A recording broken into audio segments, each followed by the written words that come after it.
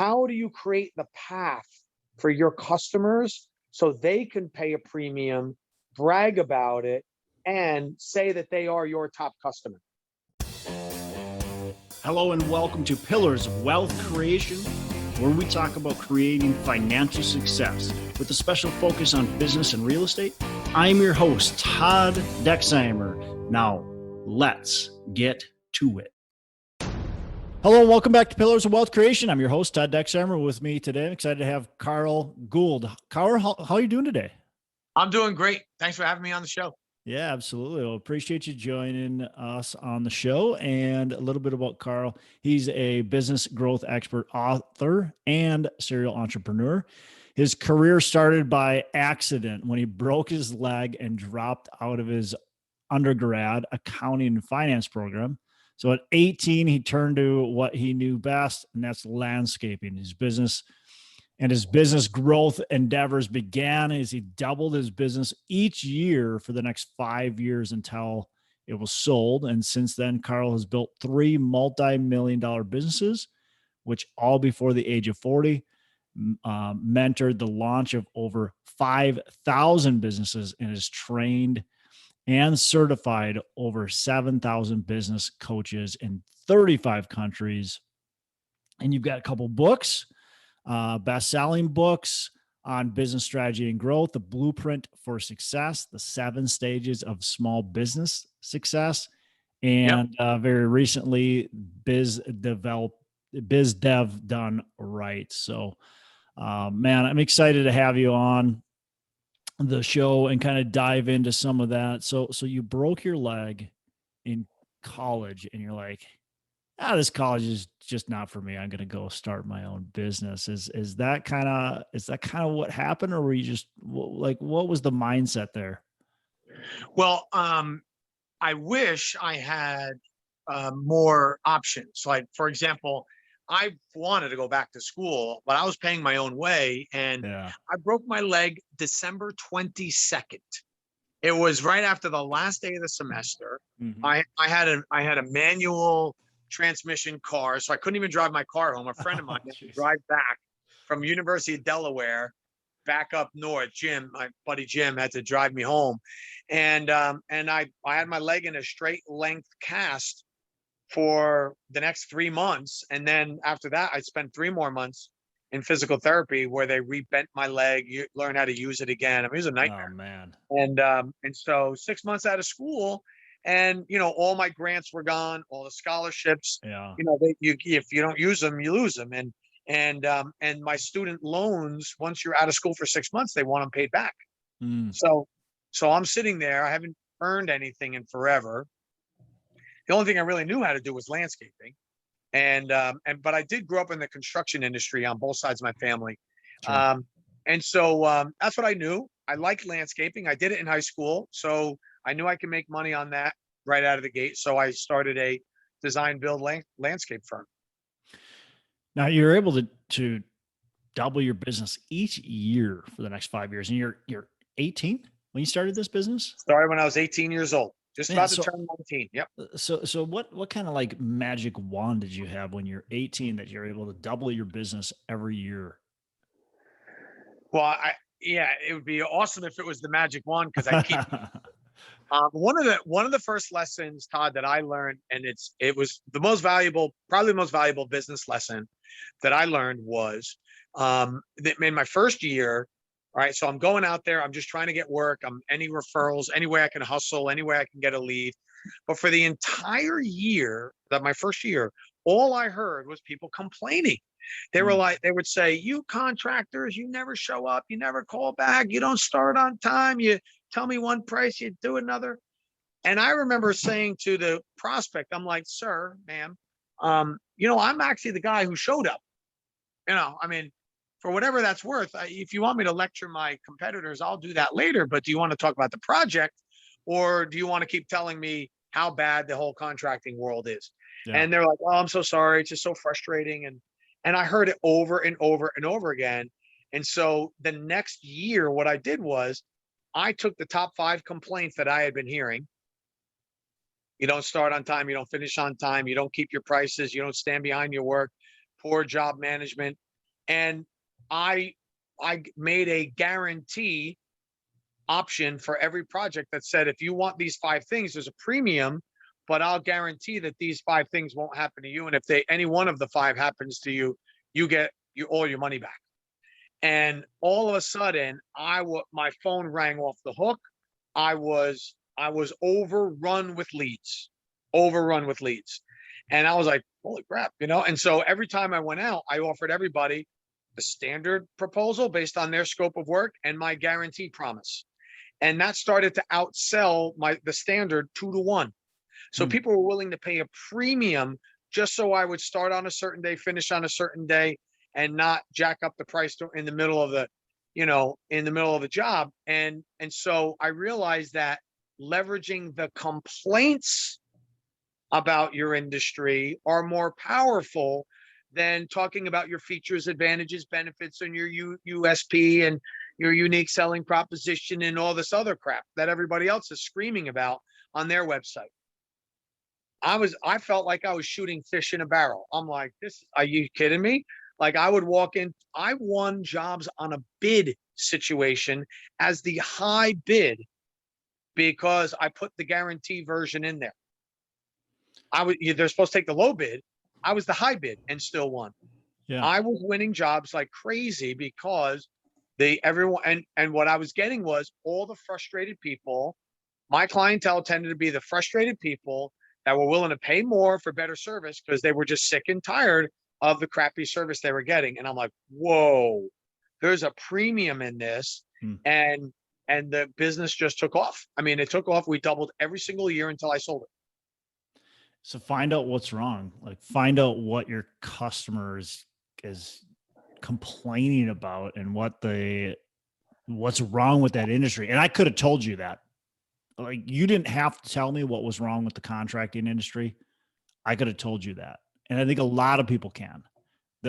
And a lot of people don't even have like it's never happened to them, but they just hear it so much that these are like the 5 things that they're so frustrated with these contractors for. And so you just seeing that and you're saying, this is the complaint. I'm going to then hit that complaint and tell people this is how we do business. And all of a sudden your business explodes. It makes so much sense. And every industry probably has that. Am I right? Oh, absolutely. And you're 100% right. Everyone knows what they are. There's no secret what the problems are. The question is, who's got the guts to take them on? Right. So what are the top 5 things that, you don't like about going to an amusement park? All right. Well, there's long lines. You got to wait for the rides. They're dirty. All that stuff. Right. Yeah. And so the parking, got to park too far away. So what does Disney do? They give you the express pass. Pay a little bit more. You don't wait on lines. We'll come and shuttle you, right? We'll come and shuttle you. We have little pickup points all around. You don't have to walk across the parking lot anymore. And so they're like, bam, done. Netflix took the top 5 complaints of what it meant to go to a Blockbuster video, and in no time flat, they dismantled the top player in the industry. And that was started by one guy in his house, that didn't like late fees. Yeah. Took on the problem. Find the complaints because that's what's top of mind of your customers. And it's not hard to find the complaints. You'll find them. Just read the reviews of your competitors and you. What did they like? What did they didn't like? They'll tell you what they don't like. Or what are the objections you get when you're selling? Someone will say, well, yeah, we'll start on this. Will you really though? Is it really going to cost that, or is it going to be more later? Just listen to the objections you get during the sales process. And then the third place you look is when you get hired, ask them, why did you hire me? Thank you for the business. And why me? And you said, well, you do this better than the other ones, or you were saying something the other ones weren't saying. And, so there's no secret to what they are. Yeah. And they're easy to find. You just find them and, people will tell you right away, but you got to take them on and you got to really promise. And so it's not price. You're quite frankly saying it's the opposite. People are going to pay more money and they're happy to pay more money. Not only that, they will brag about it. Think about this for a moment. who do you know that went on their dream vacation or bought their dream car or bought the watch that they always wanted to buy or the piece of jewelry they've been saving up for years and then complained about the price? Mm-hmm. Or did they brag about it? Yeah. You know what I mean? They're Yeah. like, oh yeah, I sat front row, but you know, that's my favorite band. Yeah, the prices was $250, but so worth it. So yeah. I sat so right worth behind it. home plate. I was right on the 50-yard line. Yep. I was center ice. Oh my God. Yeah. They're not talking about the price. They're talking about I was center ice, Yep. you know? So yeah. So we encourage our clients now. How do you create the path for your customers so they can pay a premium, brag about it, and say that they are your top customer? Every And business should have that. and are you worried at all about, you're looking for the top, obviously when you're going after that, you're going after a customer who's not nearly as price conscious. Obviously there's a price, right, for everything, but they're not nearly as price conscious. Are you worried about then not having enough customers to where, you're charging too much, so now you can't serve these other people? Are you worried about that at all, or no? It's rare, very rare. You would have to be so niched down and have such a small customer base where that would ever be a problem. But in today's day and age, it's really shouldn't be a concern because Mhm. Mercedes-Benz doesn't worry about, do we have enough customers? I mean, they are a tiny player in the market. They really are. I Yeah. mean, when you look at some of the other big Tesla is tiny compared to Mercedes-Benz, but they're one of the highest value. Tesla is worth more than one of the largest manufacturers on the planet, General Motors. Yeah. So there's always a market for people where that you're passionate about, and now with just we're in a global economy, it's easy to distribute to that group. I mean, the exception would be if you're a general store in a tiny town and all of a sudden you're going to start charging $9 for a Jolly Rancher. Yeah, you wouldn't do that. But what you would do though is you would find out what does that group really want and what premium would make sense for them if they were to choose it, and then give it to them. Yeah. No, that makes sense. So I mean, look, you've built 3 multi-million-dollar businesses, and you've helped a ton of other businesses. I mean, thousands of other businesses. What are some of the mistakes that you see entrepreneurs make? You've made yourself. What are some of the mistakes that you see, and how can we learn from them? Yeah, there's a couple of themes that kind of run through, especially early stage when companies are still getting their proof of concept. They will underprice their services because they think they're new and they have to discount their way to market share. Right now, companies that are established that have a new product or service, or they're launching a new product line, they will often also make the mistake of discounting their way or trying to discount their way to market share. And I don't mean you can't ever have a promotion, but they'll just underprice it, Yeah. And what they'll do is they'll end up with clients that either undervalue it or will never pay what the actual true value is.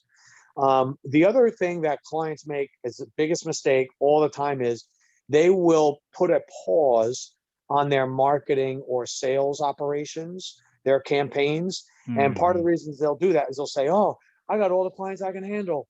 I gotta fulfill all these orders. We got to shut off the lead generation machine." And as soon as they do that, Todd, they get caught in this feast and famine syndrome where they, they're they're feasting on leads, and then they have to feast on fulfillment, where then they're starving for leads, and then they get themselves into this rhythm. But worse than that, what happens is pretty soon you have all these leads, right? So you start to fulfill, you have all this cash in the bank. Then at the end of that fulfillment cycle, you say, "Oh, we ought to ramp up and start bringing in more clients again." But during that period, while you do that, you start giving back all of the gains you had from the last growth cycle because you had to buy extra inventory, you got a bigger office or warehouse, you hired some extra people, and while you're in famine mode, you still have all of the expenses from feast mode.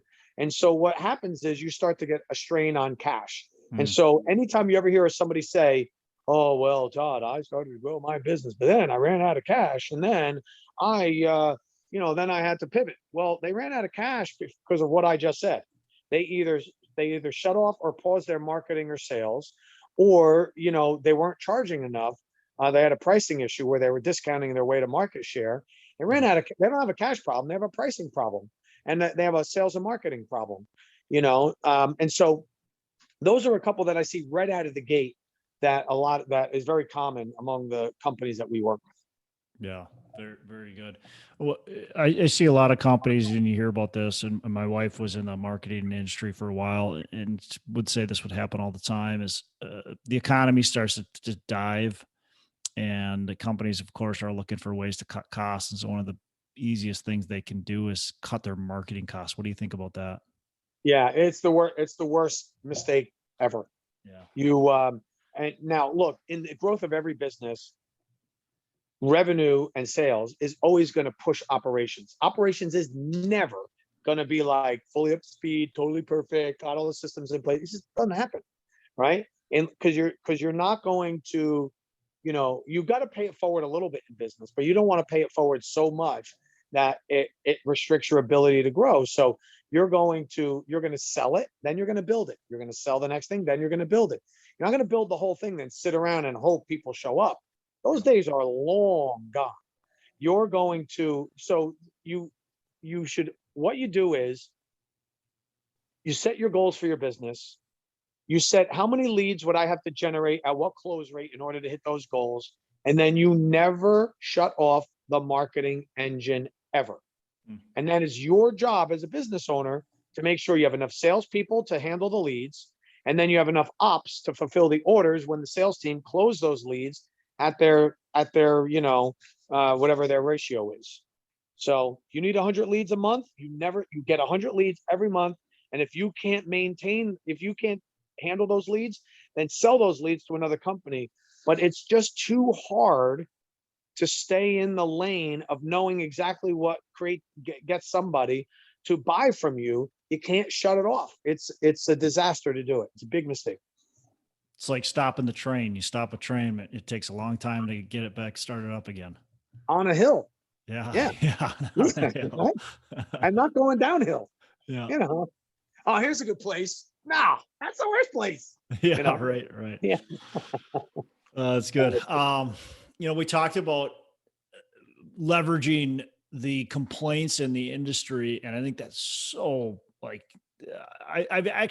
I've never heard anybody say that, quite frankly, and it's so easy to think about now that you've said it, but I've never heard anybody say that. So that's so valuable, and I appreciate you saying that. Is there other ways that you can kind of stand apart from your competition, from the other people in the industry, from the other companies in the industry? Are there other ways, or is that your main focus right there? Well, that will help build your business model, right? But there's a lot of different ways to differentiate. You could have, for example, you can go after a different target demographic. You can be just for men, just for women. The Dollar Shave Club is clearly going after men. Harry's is clearly going after men, right? But Victoria's Secret is clearly going after women, right? So you can segment and niche yourself down for differentiation, and that's another way to really separate yourself. And because the more you niche down, the more likely you are to get somebody who is incredibly passionate about what you do, and they tend to be very loyal. So, for example, Facebook is for the masses, right? And it's a great platform, but how passionate are people about Facebook, right? We're on it because it's where everyone else is. It's good. In the beginning, it was a very niche and exclusive product. And, you were Ivy League, you were exclusive, you were Harvard. Yeah, I wanted to be there, but now it's for everybody. So, when the next Facebook comes along, everyone's going to jump on that. I mean, if we were incredibly loyal to social media platforms, there would be nobody on Instagram or Snapchat or TikTok.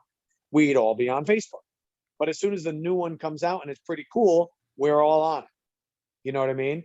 So, but if you start getting into a specific group on, or you download an app that gets you into a certain mastermind group where a very exclusive membership is, that's a different ballgame. So the further you niche down, you likely get people that are more targeted towards you.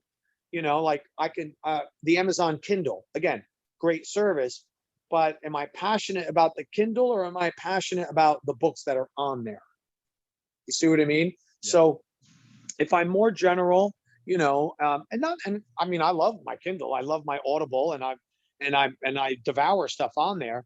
But if the next Kindle came along, I'm probably on that one. Everybody jumped on Clubhouse overnight, Yeah. the social media platform, and well, everything you can do on Clubhouse, you can do on every other platform. So what are you doing on Clubhouse? Yep. Because there's not that necessarily that loyalty to it. However, if I am what would be a good example? All right, if I am a serious hiker, as an example, I like to go hiking. That's my passion. That's my hobby.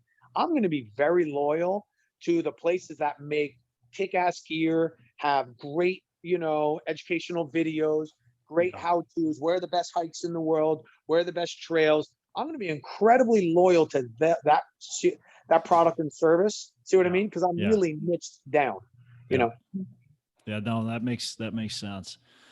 Yeah. So niche down. So, I do coaching. I mentor people who are looking to get into multifamily, and a lot of the stuff you're saying right here is like, wow, that's some good stuff. One of the things I struggle with is pricing, because I look at it and go, well, does somebody really want to pay that price for the coaching? And I see some of what some of my competitors charge, and it's like, do I really need to, or do I want to charge that much? What do you think on the pricing? First of all, what does it say about you as a business owner on where you price your service or your product?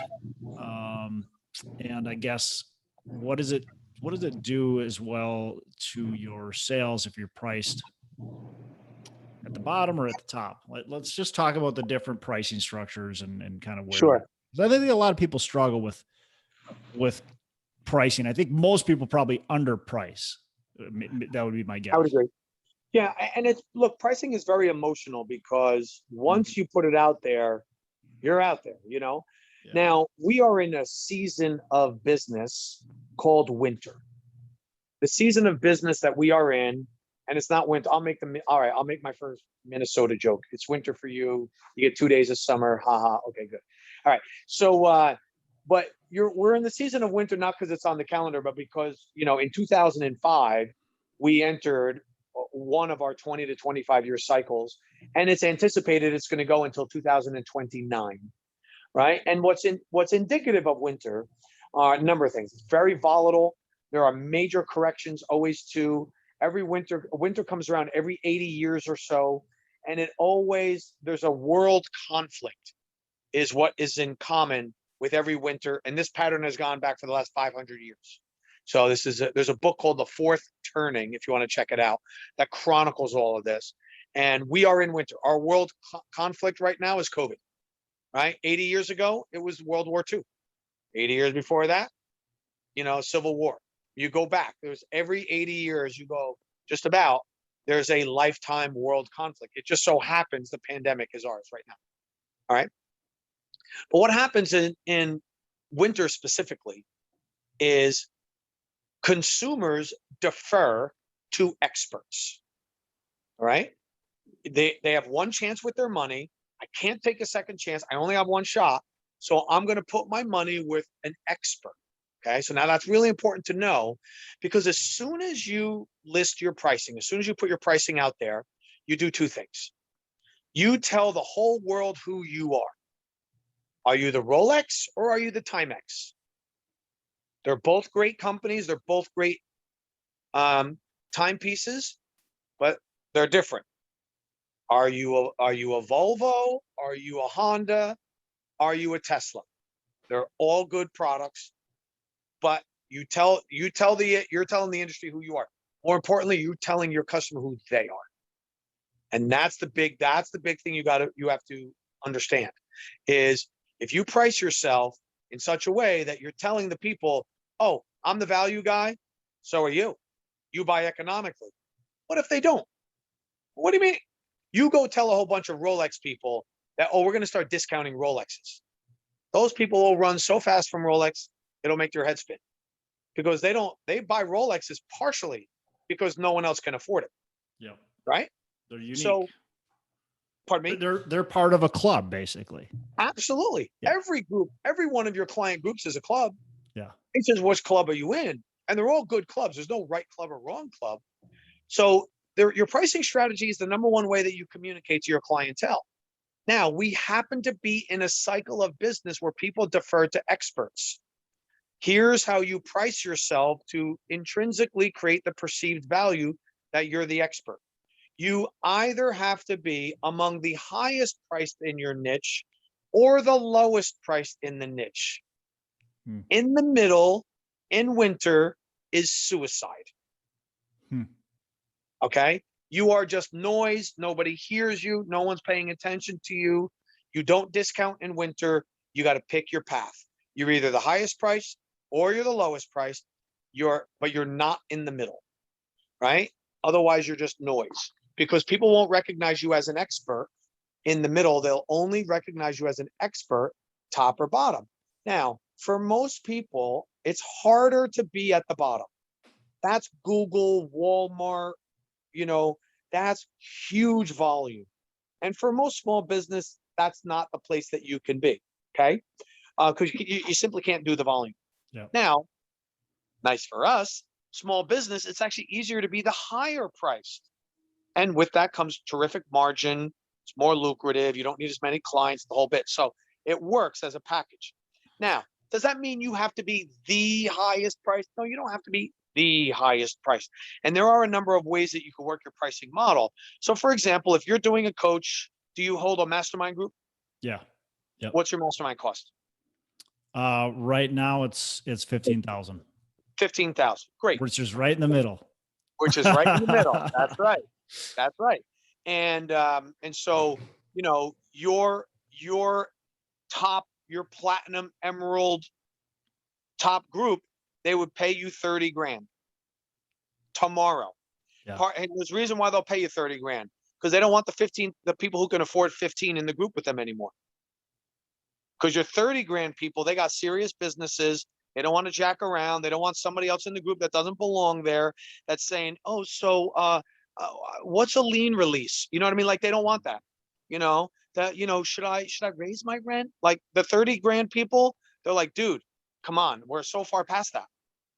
The 15,000 people want to be in the room with the $30,000 people, but the $30,000 people don't want to be in the room with the $15,000 people. Right? The $30,000 people want to pay you 30 grand. So you go out and not only provide everything you've got, right? Every strategy you have, but they also want you to bring in other experts that are going to show them how to elevate their game as well. Yeah. That's $2,500 a month. That's one building. That's one building that will pay for that whole mastermind. And they will do it because they know that you're going to surround them with such solid content and other professionals that they'll easily scale beyond that. Yep. So, yeah. No, that makes a lot of sense. And I see that 100%, because of the people that can afford it, that you've got both. But like you said, the people that are really trying to push to the next level, they don't want to be with the people that kind of are stuck at that. Yeah. Yeah. And it's nothing to do with like, I'm a better person than you. They're just saying, hey, I've made a full commitment to my business and I see the value in what you do. And I feel for the 15,000 people because I was there. And here's what I know. As a 30,000 guy, you got to now get me around the $50,000 people. Yeah. Because you got me through the stuck part. Thank you, Todd. But you've got to give me the next level because I want to keep growing. and having the 15,000 people, they need a different set of instruction and resources and coaching than the 30,000 people. And so you want to just create those groups to match where your clientele is at. And you create the group, and if you get 2 people in it, well, guess what? You got 2 people in it, and you know that you've got somebody who's willing to do this. So here's one of the things that I suggest people who are doing that either are coaches, consultants, speakers do. If you go to my website, carlgould.com, you will see on there a page called A Day with Carl. So you should create a day with Todd. Any of you listening out there? A day with Sally, Sandy, Joey, Bobby, whatever. Okay. And I did this in the very beginning, and you'll see, just go right to my page, copy and paste the script if you want, use it on your website. But it's basically saying this: I've made myself available to the market in a way I've never have before. I don't spend a full day with anybody, but I will spend a full day with you. We can work on anything you want. You give the things you'll work on them with, and then you charge a fee. I would suggest you don't charge anything less than $15,000 for a day with Todd, or a day with Brenda, Brian. You get it, right? You guys get it, right? So, and what you do is you're setting the value of your time and the value of your content right there. So I started out, my first day with Carl was $2,500, baby.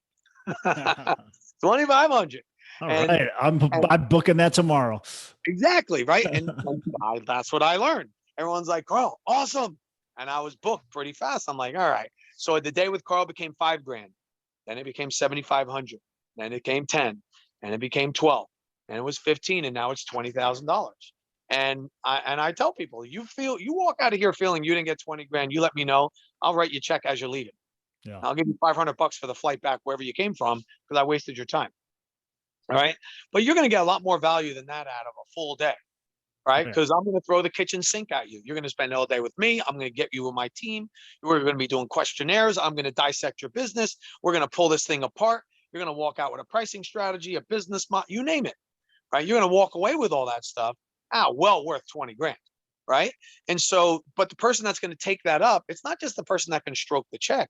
It's the person that says, how will my spending that time and money with this guy, get me 5, 10x what I did. Right. And so the person who's thinking along those lines, that's the person that needs that product. So I started that in the beginning. That became what we call now our discovery process. And so now I've reintroduced a day with Carl, but I've been doing it for, oh my gosh, 98, 20 something years now. I introduced this almost 25 years ago. There you go. That, yeah, some great tips here that we've had the whole show, and we could probably keep going for a long time, but we got to wrap up eventually. So you've actually got a weekly, you co-host a weekly show, right, on iHeart, called Quit and Get Rich. Is that right? Yeah, we've got about 350 episodes up there on the show. And we also do a segment called Fix It in 5, where people write in what their business challenges are, and we will fix any problem in your business in 5 minutes or less. So Quit and Get Rich is quit doing the things you're not supposed to be doing, and Get Rich is so you'll achieve your goals. Yeah. That's awesome. So hear more from Carl, because look, this has been not enough time with Carl, but to hear more, check that. Of course, check the 3 books, which we'll put in the show notes if you missed them in the beginning. Carl, I got a couple last questions. We're going to wrap up here, but what's a favorite book you can recommend to our listeners? Of course, not one of your own. Sure. Oh, so you mean besides that one? Besides the amazing books. Well, there's as a business book, it's a tandem for me. Rich Dad, Poor Dad, and Cash Flow Quadrant. Yeah. Those work together, especially if you're in the real estate game. Those are a great one. That was a really impactful book. So a personal development for me was the Celestine Prophecy. It was a book about how the things in your life show up for you when you're ready for them, and when you're in your pursuit. So the Celestine Prophecy was a really important book for me. I've read that many times over. So I would start there. That would be my business book. That would be my personal book. Awesome. Awesome. So last question, what are your 3 pillars of wealth creation? The first one is I like to work backwards. Start at retirement age. My philosophy is all of us can eat today. We probably have food in the kitchen, literally. So we don't need money for today. Yeah. We're not working for today. We're not even working for tomorrow. We're probably good for tomorrow too. So what I like to do is first pillar of wealth is set it and forget it. Figure out what your retirement would look like and start and take care of age 65, then take care of age 64, then take care of age 63, then take care of age 62. And as you work your way backwards, pretty soon it's going to collide with your age that you are currently. And that's when you know you made it. When you say, hey, I'm taking care of age 43 and you're 42, and next year you'll have built the wealth for the rest of your life. Yeah. So that's number one. Number two is wealth is all about, I don't want to get too in the weeds on accounting, but wealth is all about the balance sheet. It's not about the P&L. So in other words, when people work with me, they say, how can I earn more and spend less? That's your profit and loss statement, meaning what are my income? What are my expenses? But your balance sheet is what do I own versus what do I owe? Yeah. And that's your true wealth. And so your business, whatever business you're in, and you happen to be in real estate, so you build wealth through real estate, businesses or paper assets, right? Yep. But any business you're in is nothing more than an excuse to accumulate assets. Okay, I don't care what business, you're a lawyer, great, good job. Keep arguing the case, keep winning those trials, take the extra money, buy real estate, buy another business, or invest in, insurance, mutual funds, stock, you name it. You'll get that guidance. But that's your goal. Your whole job as an entrepreneur is to use your current business as an excuse to build assets. I really like that. Yeah, definitely hits. Yeah. The third one is, and I know there's a lot of debate on this. I don't believe you have to live, you have to work your passion, but you've got to like it enough to want to put in the extra time. Yeah. I wasn't, like landscaping and being in construction, those are successful businesses, but it wasn't my calling. And it was work to go to work.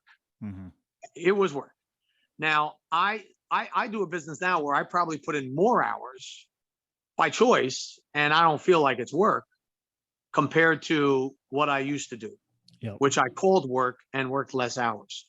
Being an entrepreneur is too hard. If you are an entrepreneur, you are 1 in 15 people to start the conversation, which means you have to walk into a room of 30 people just to meet a peer, right? If you only 4% of all businesses ever do $1 million or more in revenue.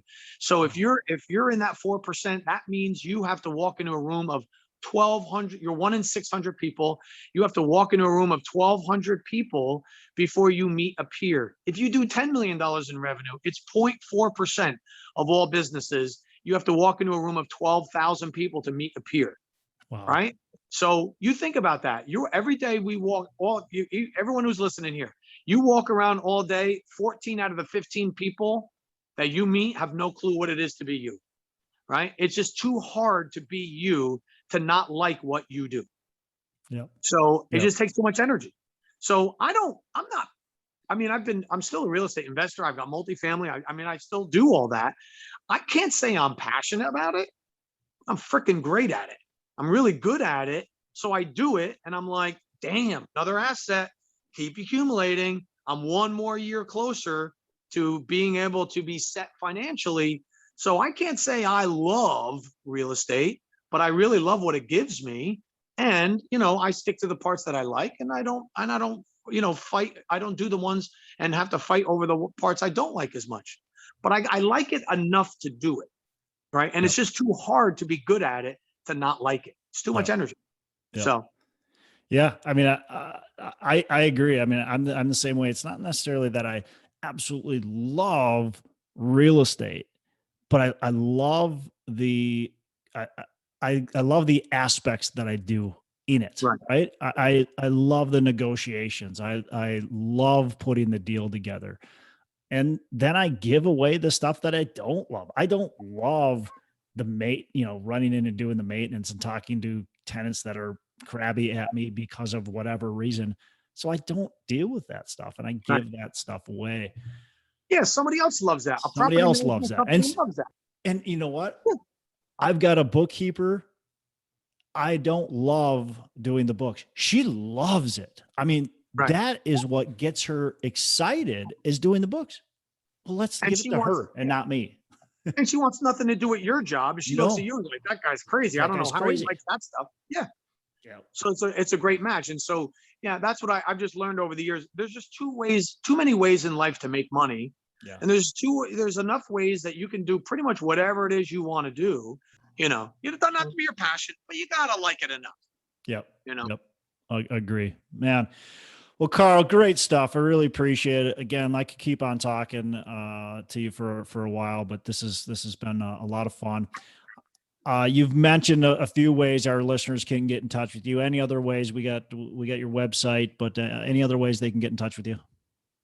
Yeah, so carlgould.com or sevenstageadvisors.com. And my gift to all of your listeners, anyone who wants to take me up on it, is you'll notice on there, on the sites, it'll say something about business analysis.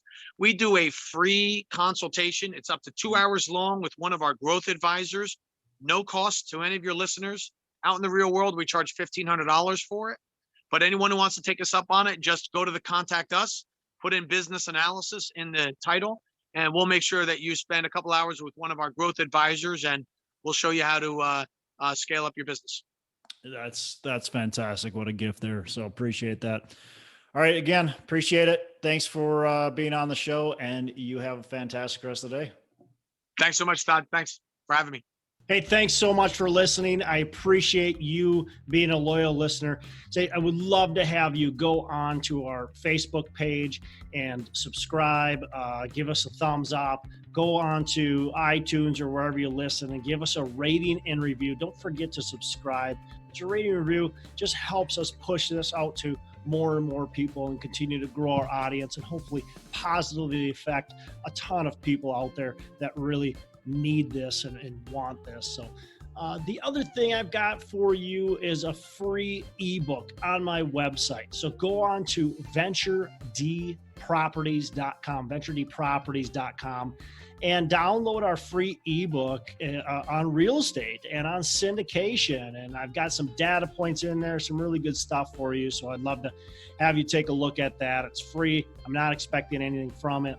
And also, look, if you want some help in multifamily, want some help learning, growing, getting your business off the ground, I would love to talk to you about what it would look like to work with me potentially and see if that's a good fit. So you can go to coachwithdex.com and check that out, and we can definitely have a call. Thanks a lot for listening. You make it a fantastic rest of the day. I'll catch you on the next episode.